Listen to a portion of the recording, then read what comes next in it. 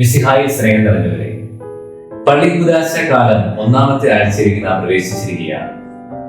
മിശിഹ തന്റെ മണവാട്ടിയായ തിരുസഭയെ വിശുദ്ധീകരിച്ച് ദൈവത്തിന് സമർപ്പിക്കുന്നതിനെ കുറിച്ചാണ് ഈ കാലഘട്ടത്തിൽ നാം പ്രധാനമായും ധ്യാനിക്കുന്നത്. തിരുസഭയുടെ വിശുദ്ധീകരണത്തിനായും നമ്മുടെ വിശുദ്ധീകരണത്തിനായും പ്രത്യേകമായി നമുക്ക് പ്രാർത്ഥിക്കാം. ഇന്നത്തെ നമ്മുടെ ധ്യാന വിഷയം എന്ന് പറയുന്നത് വിശുദ്ധ മത്തായിയുടെ സുവിശേഷം 16-ാം അധ്യായം 13 മുതൽ 19 വരെയുള്ള തിരുവചന ഭാഗമാണ്. പത്രോസ് ശ്ലീഹായുടെ വിശ്വാസ പ്രഖ്യാപനമാണ് നാം ഇവിടെ കാണുന്നത്. ഇന്നത്തെ സുവിശേഷത്തിലെ പ്രധാന പ്രതിപാദന വിഷയം എന്ന് പറയുന്നത് യേശു ചോദിക്കുന്ന ഒരു ചോദ്യമാണ്: ഞാൻ ആരെന്നാണ് ജനങ്ങൾ പറയുന്നത്? യേശുവിനെ കുറിച്ച് പലർക്കും പല അഭിപ്രായങ്ങളുണ്ടായിരുന്നു. യഹൂദ പ്രമാണികളെ സംബന്ധിച്ച് അവർ പറഞ്ഞിരുന്നത് യേശു പിശാചുബാധയുള്ള മനുഷ്യനാണ്, അതുപോലെ തന്നെ പാപികളുടെ കൂട്ടുകാരൻ, വീഞ്ഞുകുടിയൻ, ഭോജനപ്രിയൻ എന്നൊക്കെയാണ് അവർ യേശുവിനെ വിശേഷിപ്പിച്ചിരുന്നത്. യേശുവിന്റെ വാക്കുകളും പ്രവൃത്തികളും കണ്ടിരുന്നെങ്കിലും അവർ എപ്പോഴും യേശുവിൽ നിന്ന് ഒരു അകലം പാലിച്ചിരുന്നു. എന്നാൽ ജനക്കൂട്ടം യേശുവിനോട് കുറച്ചുകൂടി അടുത്തു നിന്നവരാണ്. അവിടുത്തെ അത്ഭുതങ്ങൾ കാണുകയും അവിടുത്തെ വാക്കുകൾ ശ്രവിക്കുകയും ചെയ്തവരാണ്. അതുകൊണ്ട് അവർക്ക് യേശുവിനെ കുറച്ചും കൂടി അടുത്തറിയാൻ സാധിച്ചു. അവരെ സംബന്ധിച്ച് യേശു ഒരു ദൈവിക മനുഷ്യനാണ്, ഒരു പ്രവാചകനാണ്.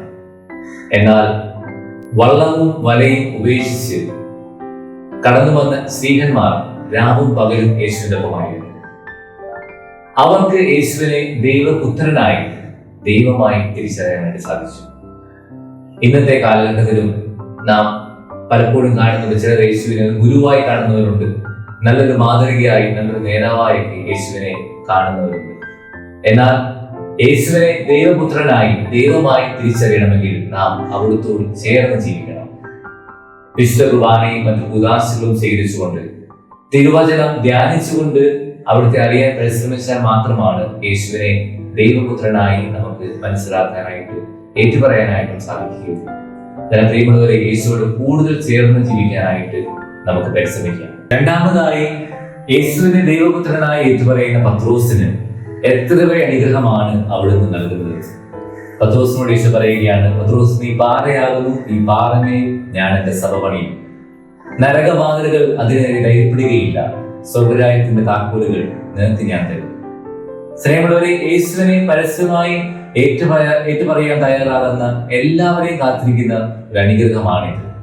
ഈ കഴിഞ്ഞ വിമൻസ് വേൾഡ് കപ്പിൽ മാൻ ഓഫ് ദി മാച്ചായ ജെമി റോഡ്രിഗസ് ഇന്റർവ്യൂർ അവരോട് സംസാരിക്കാൻ പറയുമ്പോൾ കണ്ണീരോട് അവൾ പറയുകയാണ്: ഞാൻ ദൈവത്തിന് നന്ദി പറയുകയാണ്. സ്നേഹമുള്ളവരെ, എത്ര വലിയ സാക്ഷ്യമാണ് ആ പെൺകുട്ടി അവിടെ നടത്തിയത്. നമുക്ക് നമ്മോട് തന്നെ ചോദിക്കാം, നമ്മളായിരിക്കുന്ന സാഹചര്യങ്ങളിൽ യേശുവിനെ ദൈവമായി, ദൈവപുത്രനായി ഏറ്റുപറയാനായിട്ട് നമുക്ക് കഴിയാറുണ്ടോ എന്ന്. വിശുദ്ധ പൗലോസ് ശ്ലീഹ റോമാക്കാരുടെ ലേഖനം 10-ാം അധ്യായം 9-ാം വാക്യത്തിൽ നാം ഇങ്ങനെ വായിക്കുകയാണ്: യേശുവിനെ കർത്താവായി അതുകൊണ്ട് ഏറ്റുപറയുകയും ദൈവം അവനെ മനുഷ്യരിൽ ഉയർപ്പിക്കുകയും ചെയ്തെന്ന് വിശ്വസിക്കുകയും ചെയ്യുന്നവന് നിത്യജീവനുണ്ട്, അവൻ രക്ഷ പ്രാപിക്കും.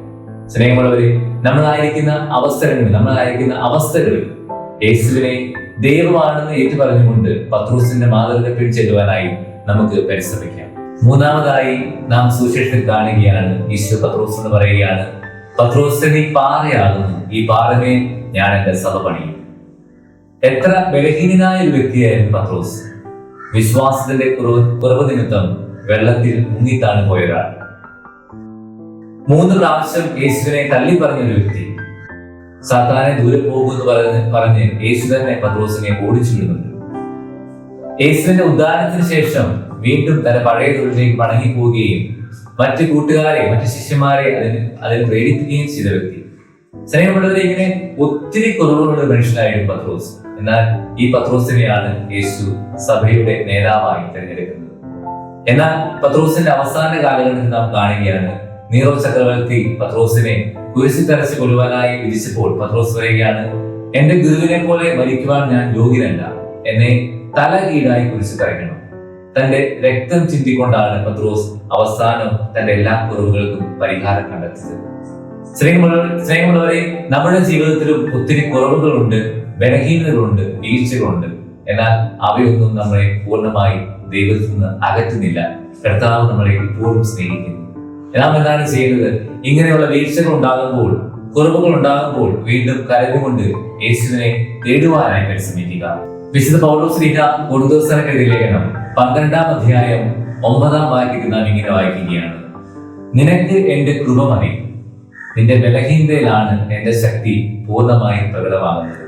സ്നേഹമുള്ളവരെ, നമ്മുടെ ജീവിതത്തിലെ കുറവുകള്, ബലഹീനതകള്, വീഴ്ചകളെ ഓർത്ത് നാം പരിതപിക്കേണ്ട ആവശ്യങ്ങളില്ല. മറിച്ച് ഇങ്ങനെയുള്ള വീഴ്ചകളിൽ നിന്ന് എഴുന്നേറ്റുകൊണ്ട് വീണ്ടും വീണ്ടും യേശുവിനെ തേടുവാനായി പരിശ്രമിക്കുക.